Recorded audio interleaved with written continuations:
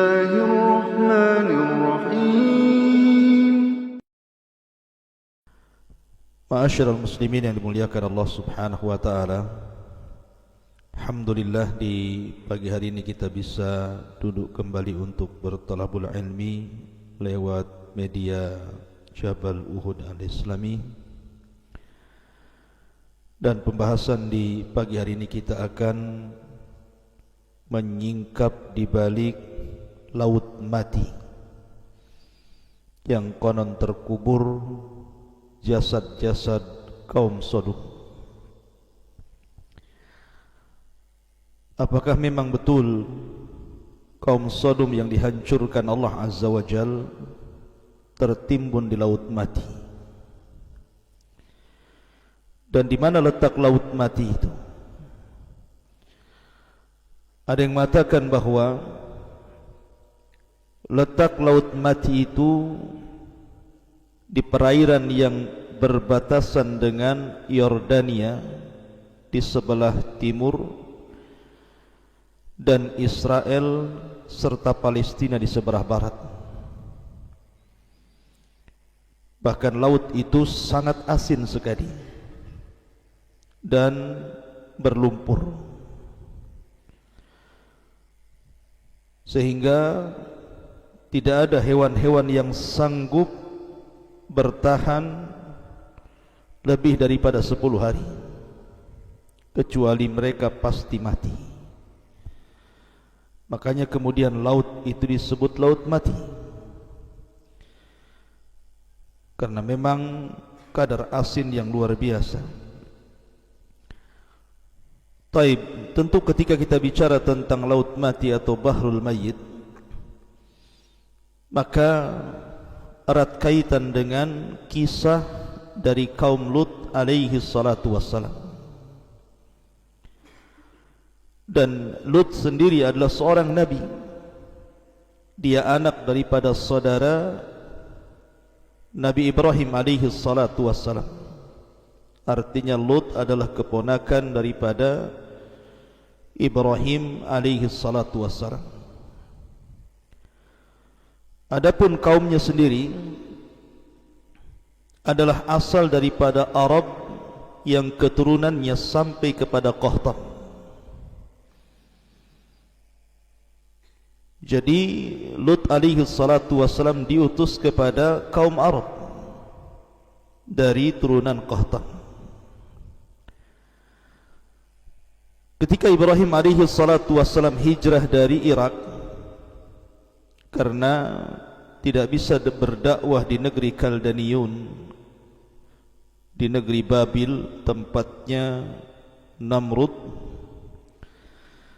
sehingga Ibrahim kemudian hijrah bersama Lut dan juga istrinya Sarah menuju Palestina. Lah di Palestina inilah kemudian Ibrahim alaihi salatu wassalam berusaha untuk berdakwah, tetapi karena ada pacaklik yang berkepanjangan sehingga tidak bisa bertahan hidup, sehingga Ibrahim pun hijrah ke Mesir. Namun terjadi fitnah terhadap istrinya, kemudian balik lagi ke Palestina. Lah Lut alaihi salatu wassalam di usia 40 tahun sama dengan Nabi sallallahu alaihi wasallam diangkat menjadi nabi. Kemudian diutus ke sebuah negeri yang dikenal dengan Sodom. Bukan satu negeri Sodom saja, ada beberapa negeri di sekitarnya. Tetapi yang dikenal Sodom karena di antara negeri-negeri yang Lut diutus ke situ itu yang paling parah adalah negeri Sodom. Maka yang dikenal Sodomnya saja. Baik, sebelum kita cerita, kita akan mengambil atau mengutip ayat Al-Quranul Karim. Allah Subhanahu wa ta'ala berfirman tentang Lut alaihi salatu wassalam. Ketika para malaikat datang bertamu kepada Ibrahim alaihi salatu wassalam, ada yang mengatakan Jibril, Mikail dan juga Israfil, dan ada yang mengatakan Malakul Maut yang ketiganya. dalam rangka menghabarkan kelahiran Ishak dan juga kelahiran cucunya Yakub. Maka salah satu tugas malaikat ini Allah katakan, ya Ibrahim, a'rid an hadha, innahu qad jaa amru rabbika wa innahum atihim adzabun ghairu mardud. Wahai Ibrahim, tinggalkan perbincangan ini. Artinya cukup kami menghabarkan kabar gembira terhadap kelahiran Ishak dan juga cucumu kelak Yakub. Sungguh ketetapan Tuhanmu telah datang terhadap kaum Sodom, dan mereka akan ditimpa azab yang tidak dapat ditolak. Maka Ibrahim sempat kemudian bicara tentang bagaimana dengan Lut. Maka para malaikat mengatakan Allah lebih tahu bagaimana menyelamatkan Lut alaihi salatu wassalam. Maka berangkatlah 3 malaikat ini menjumpai Lut alaihi salatu wassalam. Walamma ja'at rusuluna Lutan si'a bihim wa dhaqa bihim dhar'a wa qala hadha yaumun asib. Dan ketika para utusan kami, para malaikat itu datang ke Nabi Lut, dia merasa curiga dan dadanya merasa sempit karena kedatangannya. Lalu Lut berkata, ini hari yang sangat sulit. Kenapa Lut mengatakan seperti itu?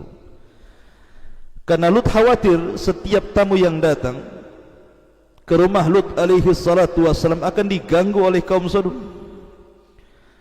Makanya Lut mengutus putri-putrinya untuk berada di perbatasan negeri Sodom.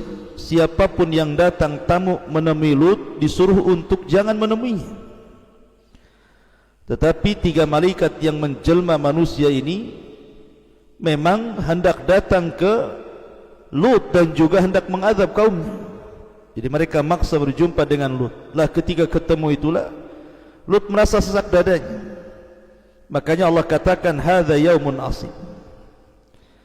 Apalagi istrinya Lut ini adalah wanita pengkhianat yang Allah Subhanahu wa taala jadi percontohan bagi wanita-wanita kafir. Wa daraballahu masalan lilladzina kafaru imra'ata nuhin wa imra'ata lut. Dan kami jadikan permisalan bagi wanita-wanita kafir, di antaranya istri Nuh dan istri Lut. Keduanya berkhianat kepada kedua suaminya. Adapun pengkhianatan istrinya Nuh, tidak percaya dengan kenabian Nuh. Ketika turun wahyu, yang pertama mengatakan gila istrinya sebelum kaumnya. Adapun pengkhianatan istrinya Lut, karena istrinya Lut cemburu kalau ada tamu laki-laki yang tampan, maka istrinya akan membakar kayu bakar kemudian sebagai tanda bahwa di rumahnya ada tamu. Maka akan datang orang-orang jahat kaum Sodom, kemudian akan memperkosanya. Makanya kemudian di sini dijelaskan waja'ahu qaumuhu yuhra'una ilaihi wa min qablu kanu ya'maluna sayyi'at. Dan kaumnya segera datang kepadanya ketika tahu bahwa di rumah Lut itu ada tamu, maka mereka segera datang karena ada tanda yang diberikan istrinya itu. Dan sejak dulu mereka selalu melakukan perbuatan keji. Maka Lut mengatakan, qala ya qaumi haula'i banati hunna adharu lakum fattaqullah wala tuhzun fi dhaifi alaysa minkum rajulun rasyid. Di sini Lut hendak membela tamunya dengan cara berdialog, dengan cara lembut dulu. Lut mengatakan, wahai kaumku, kalian tidak perlu dengan tamu-tamuku laki-laki ini. Cukup dengan putri-putriku saja. Kalau kalian mau menikah, menikahi putri-putriku. Mereka lebih suci bagi kamu. Tentu yang dimaksud putri-putri di sini bukan putri-putrinya Lut saja, tapi seluruh wanita-wanita Sodom dan wanita-wanita sekitarnya, karena Nabi itu ibarat bapak bagi anak-anak putri kaumnya. Artinya seolah-olah Lut mengatakan wanita-wanita banyak, kenapa yang kalian cari laki-laki? Mereka lebih suci bagi kalian. Bertakwalah kepada Allah, dan janganlah kalian mencemarkan nama baikku terhadap tamu-tamuku ini. Tidakkah di antara kalian ada orang yang bijak? Kenapa semua jadi jahat?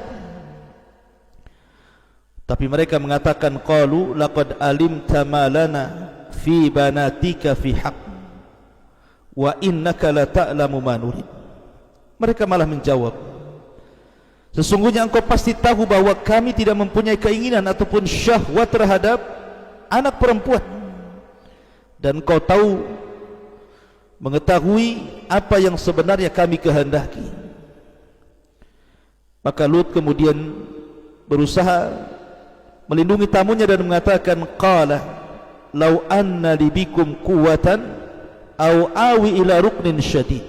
Sekiranya aku mempunyai kekuatan untuk menolak kalian, tentu aku dapat berlindung kepada keluarga yang kuat.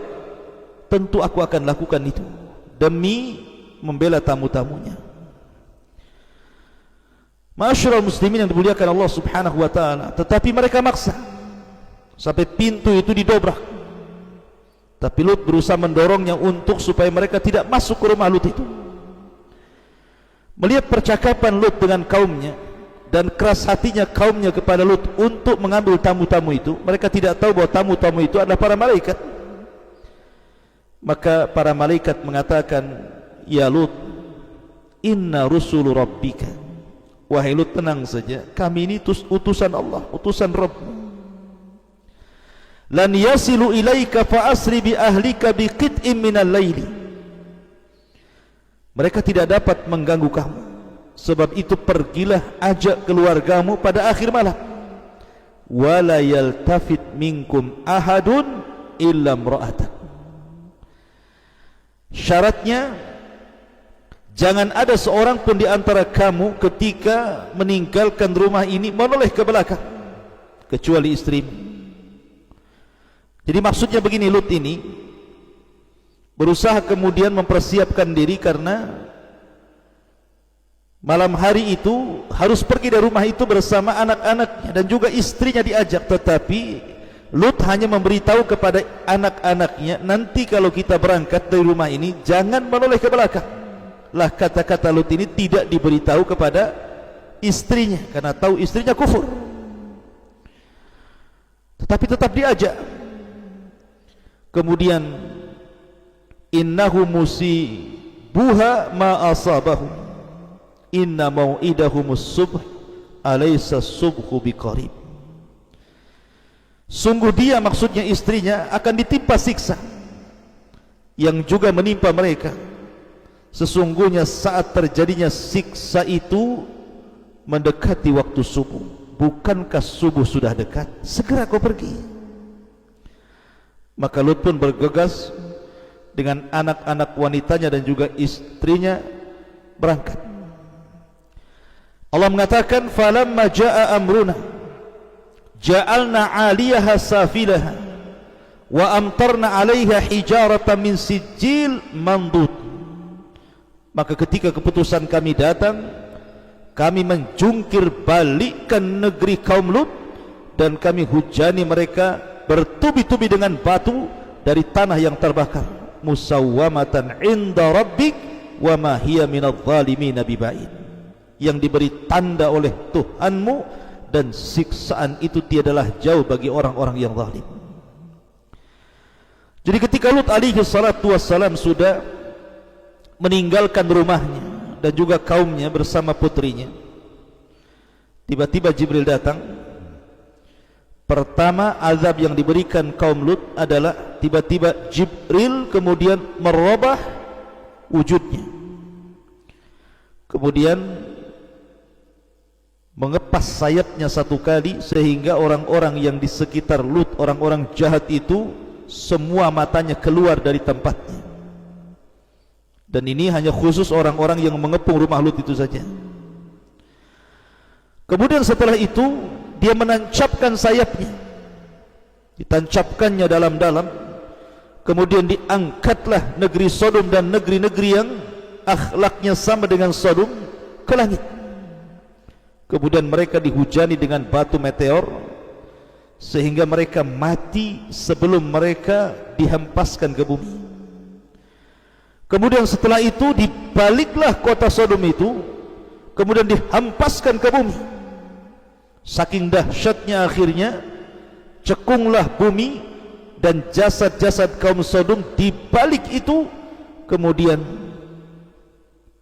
akhirnya menjadi sebuah danau yang orang-orang menyebutnya Bahrul Mayyit. Di sini cerita dimulai, akhirnya menjadi laut mati. Ma'asyiral muslimin yang dimuliakan Allah Subhanahu wa taala, apa sebenarnya dosa kaum Lut itu? Kenapa sedemikian parah Allah Subhanahu wa taala mengadab mereka? Bahkan tidak ada kaum yang dicela seperti kaum Lut di dalam Al-Quran, secela-celanya dengan berbagai macam celaan dari Allah Subhanahu wa taala. Pertama, kaum Lut itu mereka adalah seorang musyrik, mereka menyembah berhala, dan Lut berusaha untuk mengembalikan mereka ke dalam tauhid, tetapi mereka enggan. Dari segi akidah mereka rusak. Kemudian yang kedua, kaum Lut ini juga dari segi akhlak, dari segi akhlak mereka sangat buruk sekali, karena mereka qad atar rijala bi syahwatin fahishatin kama ya'tin nisa. Mereka suka laki-laki dengan syahwat yang sangat buruk sekali. Artinya mereka juga suka dengan perempuan, tetapi mereka lebih suka dengan laki-laki. Dan inilah pencetus pertama sejarah LGBT. Sejarah LGBT pertama itu dilakukan oleh kaum Lut, kaum Sodom. Mereka lah yang memulakan perbuatan keji ini. Kemudian yang ketiga, mereka suka berjudi dan suka mencela sebagian lain dengan sebagian yang lainnya, dan mereka tasyabbuhur rijal fi asril asir bin nisa. Mereka juga tasyabbuh, dandanan mereka seolah-olah laki-laki seperti perempuan. Kemudian juga mereka qutta'ut turuq, suka mencuri, merampok, garong, dan mereka tidak punya akhlak dalam majlis-majlis. Sampai maaf, ketika mereka kentut pun mereka akan kentut sembarangan. Akhlak mereka rusak, mulai dari akhlak kecil sampai akhlak besar. Terkadang mereka berzina di depan mata, tidak malu. Karena kerusakan yang luar biasa inilah kenapa Allah Subhanahu wa taala azab seazab-azabnya kaum Lut, sampai-sampai kemudian Allah abadikan dalam Al-Quran, di banyak surat dalam Al-Quran tentang kaum Lut ini. Ma'asyiral muslimin yang dimuliakan Allah Subhanahu wa taala, terjadi silang pendapat sebenarnya tempat diazabnya Lut itu di mana? Ada yang mengatakan bahwa Sodom, kota yang Lut diutus untuk berdakwah itu, adalah terletak di mantiqatil bahril mayyit, berdekatan dengan laut mati. Laut mati yang saya katakan tadi terlingkup di antara Urdun dan juga Israel dan Palestina, tengah-tengahnya. Lut alaihi salatu wassalam ini, ketika datang para malaikat, memang tidak ada Al-Quran ataupun hadis yang menjelaskan tentang yang datang untuk mengadab kaum Lut itu malaikat Jibril, tidak ada. Tetapi ada perkataan para tabi'in bahwa dijelaskan yang datang itu adalah malaikat Jibril, sebagaimana yang saya ceritakan di awal tadi, mengadab seazab-azabnya, sampai-sampai tidak ada azab yang Allah berikan melebihi azabnya kaum Lut yang luar biasa. Sampai-sampai dijadikan istidlal, dalil oleh Ali bin Abi Thalib bahwa perbuatan kaum Lut kalau terjadi dan dilakukan, maka sebagai hukumannya dia dirajam sampai mati, apakah dia sudah menikah atau belum menikah. Tetapi kata Ali radhiyallahu an, bukan hanya dirajam, tetapi dibawa ke tempat yang paling tinggi, kemudian dilempar dari atas. Kalau tidak mati maka dilempari batu sampai mati.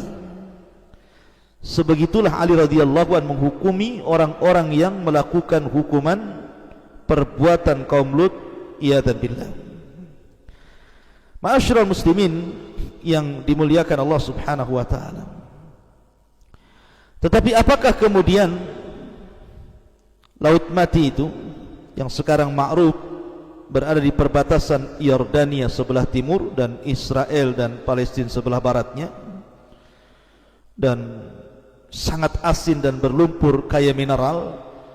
Memang laut itu indah sebenarnya, tapi masalahnya banyak orang-orang yang datang ke laut itu hanya untuk mandi lumpur, kononnya untuk kesehatan. Padahal Nabi SAW sudah melarang, tidak boleh seseorang itu mendatangi tempat-tempat yang diazab.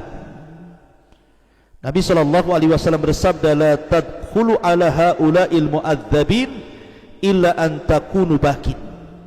Janganlah kalian masuk ke negeri-negeri yang pernah diazab kecuali mereka dalam kondisi menangis. Fa illam takunu bakin fala tadkhulu alaihim. Kalau kalian tidak bisa menangis, maka jangan masuk ke tempat-tempat itu. Kenapa demikian? Dikhawatirkan tertimpa masalahnya, tertimpa azab sebagaimana yang Allah timpakan kepada mereka. Sekali lagi bahwa apakah memang di Laut Mati tempat jasad-jasad kaum Sodom yang diazab oleh Allah Subhanahu wa taala? Allahu a'lam. Allahu a'lam, kita tidak tahu. Tetapi itu yang banyak dibicarakan oleh para ulama. Karena bagaimanapun Quran tidak menyebutkan Laut Mati, hanya menyebutkan azabnya saja. Bagaimana Allah Subhanahu wa taala mengazab kaum Lut karena mereka membantah nabinya, mereka melakukan kesyirikan dan banyak kerusakan. Dan Allah Subhanahu wa taala katakan, wa inna lutan laminal mursalin id najjaynahu wa ahlahu ajma'in illa ajuzan fil ghabirin thumma dammarna al-akharina wa innakum latamarruna alaihim musbihina wa bil laili afala ta'qilun. Dan sesungguhnya Lut termasuk dari kalangan para rasul. Ketika kami selamatkan dia dan keluarganya semuanya kecuali istrinya, termasuk orang-orang yang tertunda, maksudnya orang-orang yang diazab. Kemudian kami hancurkan seluruh kaum Sodom itu, dan kalian kelak akan melintasi terhadap mereka musbihina wa bil laili, di pagi dan di malam hari. Afala ta'qilun, tidakkah kalian berpikir bagaimana Allah Subhanahu wa taala mengazab mereka? Kata ahli tafsir dan juga sebagian tarikh Islami mengatakan, al-bahrul mayyit huwa makanu khasfin qura qaumi Lutin, bahwa Laut Mati itu tempat di mana terjadi azab bagi kaum Lut alaihi salatu wassalam. Adapun apakah sebuah kepastian, wallahu alam, ini kan penelitian ahli tafsir dan juga tarikh al-islami. Ini yang bisa sampaikan, dan banyak kisah-kisah yang masih samar, seperti umpamanya kisahnya di mana letaknya pembendaharaan Qarun. Ini kita akan bahas nanti. Ada perkara-perkara yang gumud yang berkenaan dengan tempat, karena kita tahu bahwa Al-Quran dan Sunnah seperti kisah Qarun hanya menyebutkan azabnya, tapi letak tempatnya di mana? Sebagaimana di sini juga disebutkan azabnya, tapi letak tempatnya di mana? Baru kemudian diteliti oleh para ulama bahwa tempat diazabnya kaum Lut itu pun tidak sebuah kepastian, adalah Bahrul Mayyit, sebuah lautan yang disebut dengan laut mati. Wallahu a'lam bishawab. Mudah-mudahan ada manfaatnya. Subhanaka wa bihamdika asyhadu an la ilaha illa anta astaghfiruka wa atubu ilaik. Allahu ta'ala. Assalamualaikum warahmatullahi wabarakatuh.